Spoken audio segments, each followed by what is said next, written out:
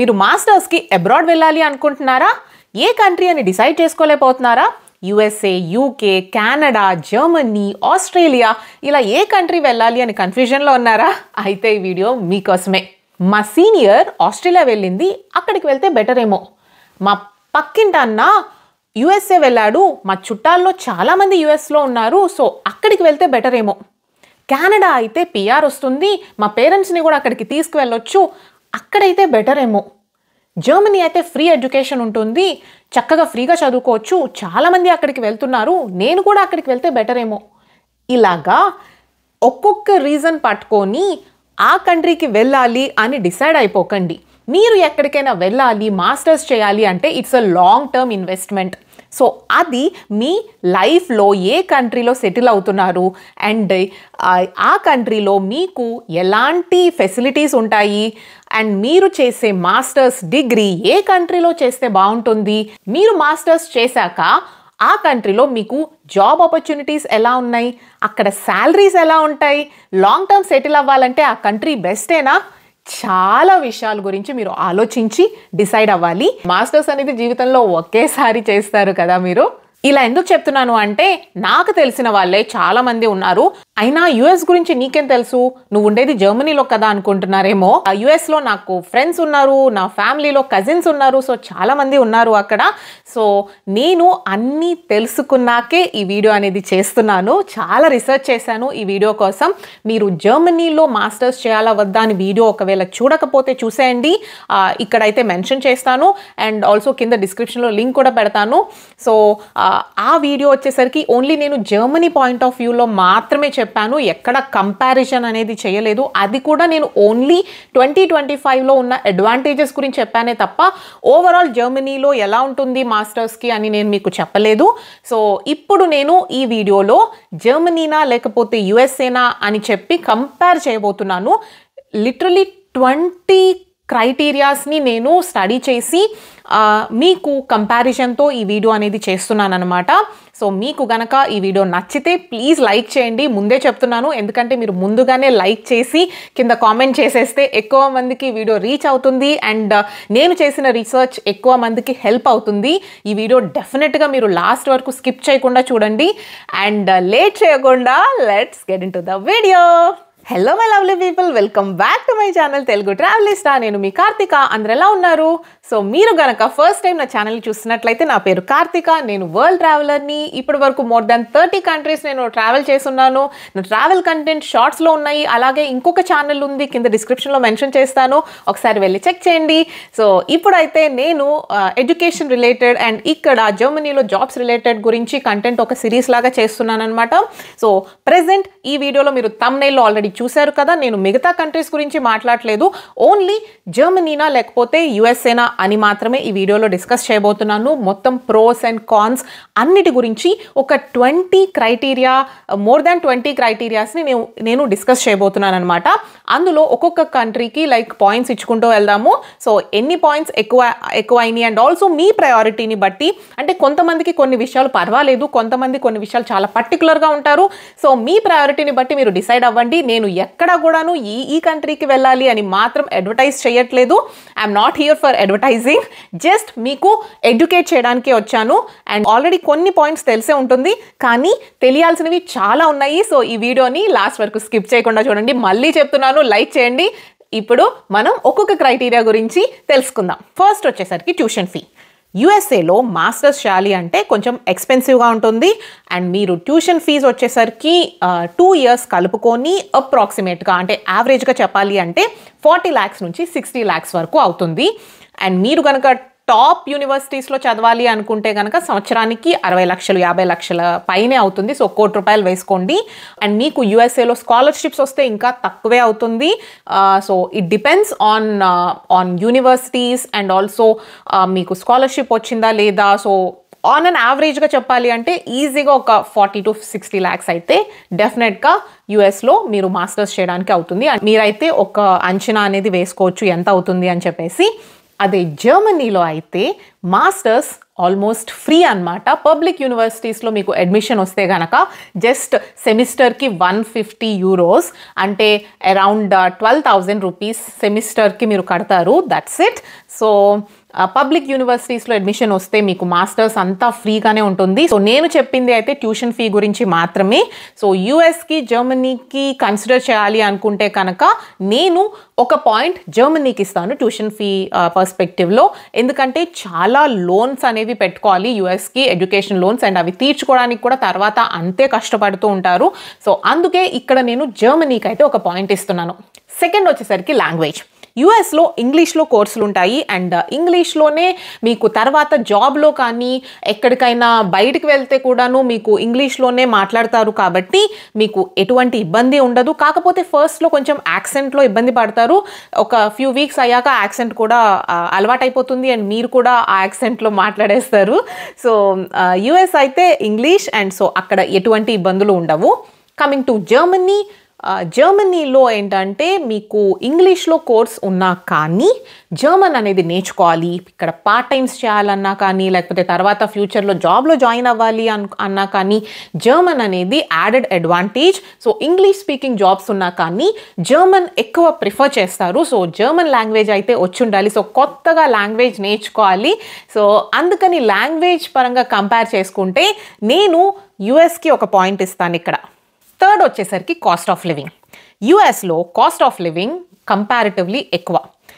అదే మీరు సిటీస్లో పెద్ద cities like New York, San Francisco అక్కడ 1 bedroom అపార్ట్మెంట్ కావాలి అంటేనే మినిమం $2,500 ఉంటుంది. ఇంకొంచెం చిన్న సిటీస్ లైక్ ఆస్టిన్, షికాగో ఇట్లా వెళ్ళారు అంటే ఒక $1,500 to $1,800 అవుతుంది. సో ఇంకా తక్కువ చిన్న చిన్న ఊర్లు అంటే ఇంకా తక్కువ అవుతుంది. సో కంపారిటివ్లీ యూఎస్ఏలో రెంట్స్ కానీ ఇంకా అక్కడ కాస్ట్ ఆఫ్ లివింగ్ కొంచెం ఎక్స్పెన్సివ్గా ఉంటుంది. ఆన్ అన్ యావరేజ్ ఒక స్టూడెంట్కి షేరింగ్లో ఉంటారు అండ్ మీరు ఎంత లేదనుకున్నా కానీ ఒక యావరేజ్గా చెప్పాలి అంటే ఒక $1,500 నుంచి ఒక $2,000 వేసుకోవచ్చు. సో యూఎస్ఏలో అయితే కాస్ట్ ఆఫ్ లివింగ్ అయితే ఇలా ఉంటుంది. కంపేర్ టు జర్మనీ అయితే యూఎస్లో మేజర్ సిటీస్తో పోల్చుకుంటే ఇక్కడ పెద్ద సిటీస్ లైక్ బెర్లిన్లో మీరు అపార్ట్మెంట్ కావాలి అంటే యావరేజ్గా €1,000కి దొరుకుతుంది అనమాట. అదే ఇంకా చిన్న సిటీస్ లైక్ లైప్జిగ్ ఇంకా ఇట్లాంటి సిటీస్కి వెళ్ళారు అంటే ఇంకా $600కి కూడా దొరుకుతుంది. సో ఆన్ అన్ యావరేజ్ స్టూడెంట్కి ఇక్కడ $800 to €900 almost monthly expenses cover అయిపోతుంది. సో కంపేర్ చేసుకుంటే monthly expenses, cost of living యూఎస్ఏకి జర్మనీకి కంపేర్ చేసుకుంటే నేను జర్మనీకి ఒక పాయింట్ ఇస్తాను ఇక్కడ. సో కొంచెం బెటర్ అని చెప్పొచ్చు. రెండు కంట్రీస్ని కంపేర్ చేసుకుంటే జర్మనీకి కాస్ట్ ఆఫ్ లివింగ్ అనేది కొంచెం తక్కువ. So I give 1 point to Germany here. Next వచ్చేసి bureaucracy and digitalization. Germany bureaucracy యాక్చువల్గా చాలా ఇదిగా ఉంటుంది. లైక్ బ్యూరోక్రసీ ఇక్కడ చాలామంది ఫేస్ చేస్తూ ఉంటారు. అన్నీ కూడాను పేపర్స్లోనే ఉంటుంది. డిజిటలైజేషన్ తక్కువ ఉంటుంది. ఇప్పుడు కొంచెం డెవలప్ అవుతున్నా కానీ ఇక్కడ స్టూడెంట్స్ కొత్తగా వచ్చిన వాళ్ళు కానీ ఈ పేపర్స్ అవ్వచ్చు లైక్ రెసిడెన్స్ పర్మిట్స్ కోసం అండ్ వీసాస్ కోసం అండ్ ఎక్కువగాను అన్ని పేపర్స్లో జరుగుతాయి అండ్ చాలా time consuming. So Germany bureaucracy అనేది చాలామందికి అంత ఈజీ అనిపించదు అనమాట.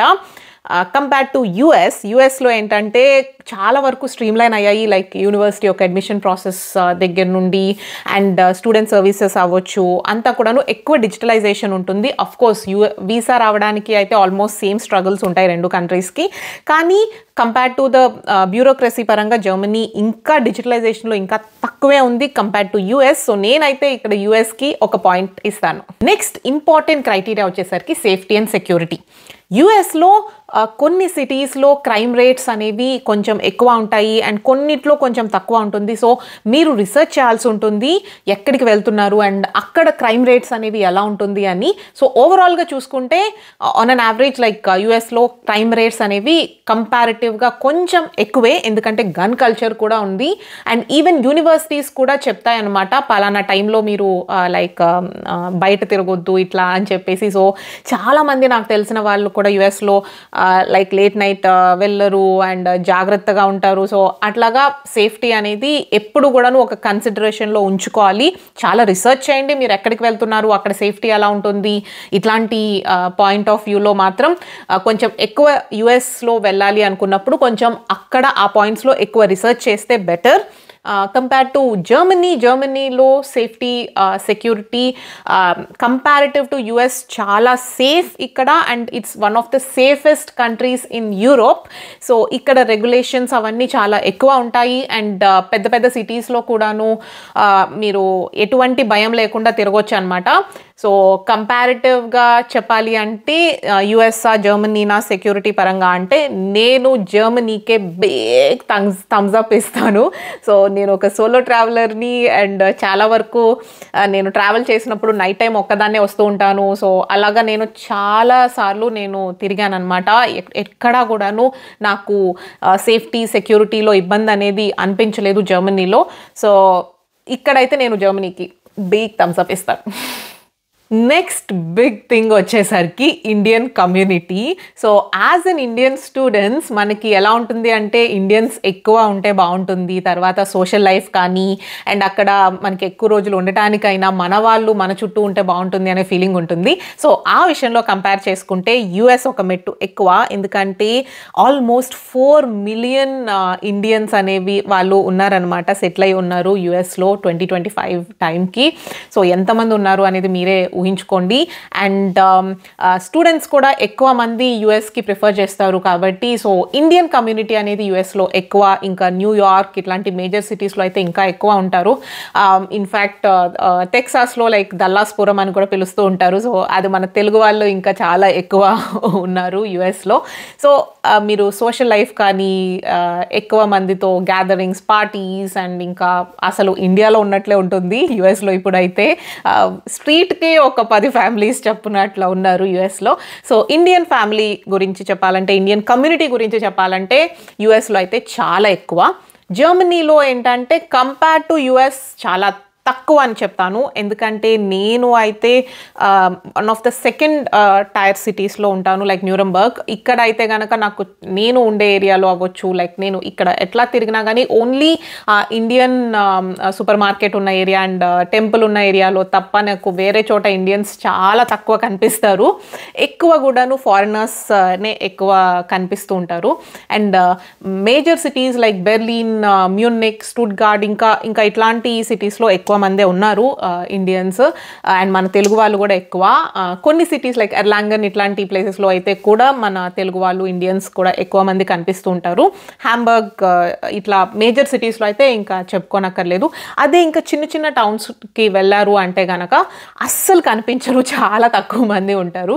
సో మీరు ఇట్లాగా ఓకే అనుకుంటే మాత్రమే జర్మనీ రండి, ఎందుకంటే సోషల్ లైఫ్ అనేది తక్కువ, ఎందుకంటే మనం ఎక్కువగా బయట వాళ్ళతో ఇంటరాక్ట్ అవ్వాలి. ఫారెన్ స్టూడెంట్స్ అవ్వచ్చు, లేకపోతే ఇంటర్నేషనల్ ఎక్స్పర్ట్స్ అవ్వచ్చు, వాళ్ళతోటి ఇంటరాక్ట్ అవ్వాలంటే కొంచెం టైం పడుతుంది మనకి ఫ్రెండ్ సర్కిల్ ఫామ్ అవ్వాలంటే. అంటే మన ఇండియన్స్తో మనం ఇంటరాక్ట్ అయినట్లు అంత ఫాస్ట్గా మనకి ఫ్రెండ్స్ అనేవి అవ్వరు అనమాట. సో స్టార్టింగ్లో చాలా ఇబ్బంది ఉంటుంది జర్మనీలో. మీరు కొంచెం బాగా వెతికి పట్టుకోవాలి మీ ఫ్రెండ్ సర్కిల్ని, అంత ఈజీగా అయితే దొరకరు. మీరు యూనివర్సిటీస్లో చదువుకోవడానికి వస్తే మాత్రం ఓకే, ఇండియన్ స్టూడెంట్స్ ఉంటారు కాబట్టి మీకు ఆ ప్రాబ్లం అనేది అయితే తక్కువ ఉంటుంది. బట్ యుఎస్లో ఉన్నంత మంది అయితే జర్మనీలో ఉండరు. సో కంపేర్ చేసుకుంటే Indian community wise and me social life wise చూసుకుంటే కనుక నేను యుఎస్కి ఒక పాయింట్ ఇస్తాను. నెక్స్ట్ క్రైటీరియా వచ్చేసరికి హెల్త్ కేర్ సిస్టమ్. సో స్టూడెంట్స్గా వచ్చిన 2 కంట్రీస్లో కంపల్సరీ మీరు హెల్త్ ఇన్సూరెన్స్ అనేది తీసుకోవాల్సి ఉంటుంది, లేకపోతే చాలా ఎక్స్పెన్సివ్ పడుతుంది. సో హెల్త్ ఇన్సూరెన్స్ యుఎస్లో కొంచెం ఎక్స్పెన్సివ్, ఇయర్లీ ఒక $1,000 నుండి $3,000 వరకు అవుతుందన్నమాట హెల్త్ ఇన్సూరెన్స్. సో కంపల్సరీగా తీసుకోవాలి, లేకపోతే ఇంకా పేలిపోతుంది. అండ్ జర్మనీలో వచ్చేసరికి తక్కువ కంపారిటివ్లీ, ఎందుకంటే మంత్లీ ఒక €100 హెల్త్ ఇన్సూరెన్స్ అనేది వస్తుంది స్టూడెంట్స్కి. సో కంపేర్ చేసుకుంటే హెల్త్ ఇన్సూరెన్స్ వైజ్ నేను జర్మనీకి అయితే ఒక పాయింట్ ఇస్తాను. 8th పాయింట్ వచ్చేసరికి పోస్ట్ గ్రాడ్యుయేషన్ రెసిడెన్సీ. యుఎస్లో ఏంటంటే గ్రాడ్యుయేషన్ తర్వాత మీకు ఓపీటీకి అప్లై చేసుకుంటారు, which allows up to 12 months post graduation మీరు వర్క్ చేసుకోవడానికి. అండ్ ఆ తర్వాత కూడా ఎక్స్టెండ్ చేసుకోవచ్చు ఫర్ ద స్టెమ్ గ్రాడ్యుయేట్స్కి అయితే ఇంకా ఎక్స్టెన్షన్ అనేది దొరుకుతుంది. అండ్ అదే జర్మనీలో వచ్చేసరికి మీరు రెసిడెన్స్ పర్మిట్కి అప్లై చేసుకుంటారు అండ్ అప్ టు 18 months మీకు పోస్ట్ గ్రాడ్యుయేషన్ తర్వాత జాబ్ వెతుక్కోవడానికి అనేది మీకు ప్రొవిజన్ ఇస్తారు with that residence permit. And తర్వాత వచ్చేసరికి మీకు once you get the job మీరు వర్క్ వీసాకి కన్వర్ట్ చేసుకోవచ్చు, వర్క్ పర్మిట్కి. అదే బ్లూ కార్డ్ గనక ఎలిజిబిలిటీ ఉంటే బ్లూ కార్డ్కి కూడా కన్వర్ట్ చేసుకోవచ్చు, depends on your salary limitation. So ఇది సో కంపారిటివ్లీ పోస్ట్ గ్రాడ్యుయేషన్ గురించి చెప్పాలంటే రెండు ఆల్మోస్ట్ సేమ్. బట్ నేనైతే జర్మనీలో ఉంటున్నాను అండ్ ఇక్కడ ఎంత ఈజీ కన్వర్షన్ ఇదంతా కూడాను నాకు తెలుసు కాబట్టి I would like to give 1 point to Germany here. Next important criteria వచ్చేసరికి ట్రావెల్. సో యాజ్ అ ట్రావెలర్గా నాకు ఇది చాలా ఇంపార్టెంట్ అనమాట మీకు చెప్పడం కూడాను, ఎందుకంటే యూరోప్లో జర్మనీ ఉంటుంది కాబట్టి and it's a part of Schengen country. So మీరు జర్మనీ స్టూడెంట్ వీసాగా వచ్చినా కానీ 26 కంట్రీస్ షెంగెన్ కంట్రీస్ ఈజీగా ట్రావెల్ చేయొచ్చు. లైక్ మీరు మార్నింగ్ ఫ్రాన్స్లో ఉండి ఈవినింగ్ నెదర్లాండ్స్లో ఉండి నైట్ జర్మనీలో ఉండొచ్చు. సో అంత ఈజీగా యూరోప్లో ఒక కంట్రీ నుంచి ఇంకో కంట్రీకి చాలా ఈజీగా ట్రావెల్ అనేది చేయొచ్చు. అండ్ మీకు యూరోప్ మొత్తం చదువుకునేటప్పుడే యూరోప్ మొత్తం కూడాను తిరిగేయచ్చు అనమాట. సో అదే యుఎస్లో వచ్చేసరికి మీకు ట్రావెల్ రెస్ట్రిక్షన్స్ అనేవి కొంచెం ఎక్కువ ఉంటాయి. సో స్టూడెంట్గా వెళ్ళినా కానీ మీరు యుఎస్లో మాత్రం తిరగలుగుతారు. మహా అయితే కెనడా అండ్ మెక్సికో వరకు కూడా నువ్వు వెళ్ళొచ్చు. బట్ యూరోప్తో పోల్చుకుంటే ట్రావెల్ అనేది చాలా తక్కువ, ఓన్లీ యుఎస్లో మాత్రమే తిరగలుగుతారు. మిగతా కంట్రీస్ అన్నీ కూడాను ఎక్స్ప్లోర్ చేయడం కొంచెం కష్టమే యుఎస్లో కనుక చదువుకునేటప్పుడు. సో ఇక్కడ మెయిన్గా నాకు జర్మనీకి నేను చాలా పెద్ద పెద్ద థమ్స్అప్ అనేది ఇస్తాను. సో ఒక బిగ్ పాయింట్ అనేది ఇక్కడ జర్మనీకి ఇస్తాను. ఆగండి, ఏంటి మొత్తం ఒకే వీడియోలో తెలుసుకుందాం అనుకుంటున్నారా? నేను ఇప్పటి వరకు ఈ వీడియోలో 9 points or 9 క్రైటీరియాని కంపేర్ చేస్తూ మీకు చెప్పాను జర్మనీనా యుఎస్ఏనా అని చెప్పేసి. సో ఇక వీడియో అయితే చాలా లెంతీ అయిపోతుంది. సో నేను అందుకే ఈ వీడియో ఇక్కడితో స్టాప్ చేస్తున్నాను. నెక్స్ట్ సెకండ్ పార్ట్లో మీరు ఇంకా ఇంపార్టెంట్ క్రైటీరియా గురించి తెలుసుకుంటారు. లైక్ మాస్టర్స్ తర్వాత జాబ్స్ ఏ ఇండస్ట్రీస్లో కంపేర్ చేయొచ్చు అండ్ ఆల్సో యావరేజ్ శాలరీ కదా మెయిన్ ఇంపార్టెంట్ శాలరీ కాబట్టి సో ఆ శాలరీ కంపారిజన్స్ ఉంటుంది. ఇట్లాగా ఇంకా చాలా మెయిన్ క్రైటీరియాస్ ఇంకా మిగిలిపోయాయి. సో అవి అన్ని సెకండ్ పార్ట్లో తెలుసుకుంటారు. సో మీకు ఈ వీడియో నచ్చితే please do like, share, comment and subscribe to my channel Telugu Travelista. And second video ఎప్పుడు వస్తుంది అని మీరు వెయిట్ చేయకుండా కింద బెల్ బటన్ ఉంటుంది. సో ఆ బెల్ బటన్ అనేది ప్రెస్ చేసి పెట్టుకోండి, ఎందుకంటే నేను ఎప్పుడు వీడియో అప్లోడ్ చేస్తే మీకు నోటిఫికేషన్ వచ్చేస్తుంది కాబట్టి. బాయ్, మళ్ళీ నెక్స్ట్ వీడియోలో కలుద్దాం.